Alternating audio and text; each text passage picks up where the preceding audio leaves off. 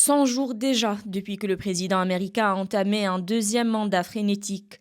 Plus de 3 mois tumultueux ont marqué durablement la politique et l'économie des États-Unis, mais également du reste du monde.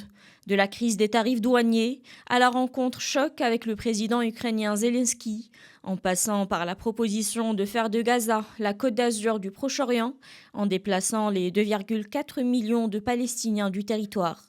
Le locataire de la Maison-Blanche imprime sa marque explosive sur les relations internationales.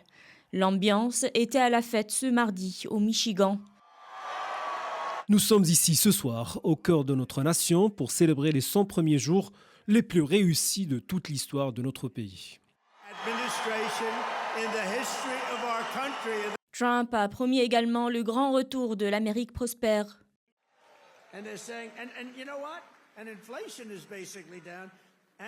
Nous allons mettre fin à l'inflation, réduire les prix, augmenter les salaires et vous offrir la meilleure économie de l'histoire mondiale. Pendant la campagne présidentielle, Donald Trump avait promis de mettre en œuvre des changements radicaux dès le premier jour s'il revenait à la Maison-Blanche.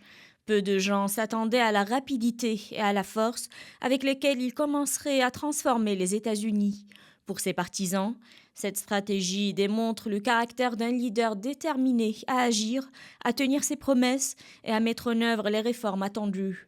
En revanche, pour ses détracteurs, elle représente un dangereux abus de pouvoir qui menace de perturber de manière permanente l'équilibre constitutionnel du pays. Rappelons que le républicain a signé un total de plus de 140 décrets, dont beaucoup ont été bloqués en justice pour attaquer ses adversaires politiques, lancer une politique d'expulsion massive d'immigrés en situation irrégulière et démanteler la bureaucratie fédérale avec l'aide de son allié milliardaire Elon Musk.